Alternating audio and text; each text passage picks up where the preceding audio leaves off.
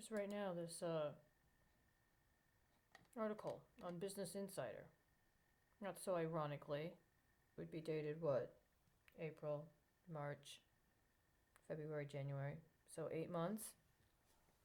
8 months before the 28th, which is when this these meetings, these deadlines in the current Federal Register are. Inside the U.S. government's top secret bioweapons lab. In 1968, about 6,000 sheep died near this government facility. They were poisoned by a chemical weapon named VX. The U.S. hasn't been known to actively use VX in combat. In fact, it's begun destroying its stockpile of chemical munitions as part of a UN treaty, but it's just one of many strange and secretive experiments that happen within these walls. Experiments on sheep, mosquitoes, and even civilians.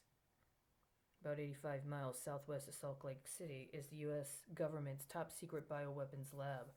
It's called the Dugway Proving Ground. The 77-year-old facility covers about 800,000 acres.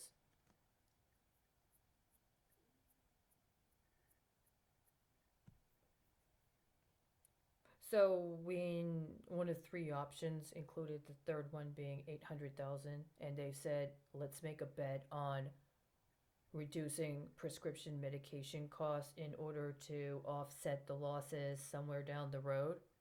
Were you really talking about telling them to take a short time hit with some civil penalties associated with litigation connected to the alleged opiate epidemic so that later they could get contracts for production of biological weapons under the auspices that they were responding to a health pandemic? Because that's exactly what you just fucking told me. And when you say we have 14 days to appeal in consideration of some of the information that is going to be made available that was otherwise what? Confidential?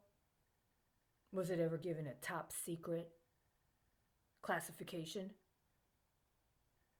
See, if you had followed what were already on the books as the laws that were used to sell people that it was healthcare rather than R&D on biological weapons, then there would have been a completely different consideration of confidential. Confidential does not mean you let companies come in and buy market share on your brain or your organs so that they can torture you into doing illicit commerce.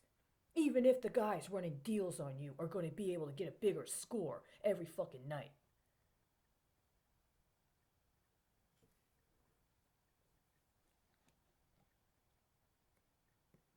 I mean, Business Insider, that's not a real news source, right? That's just somebody's blog. That's just probably some crackpot upstart dissenter who decided he was going to engage in promulgating a conspiracy theory in order to try to get some short term political gain, right?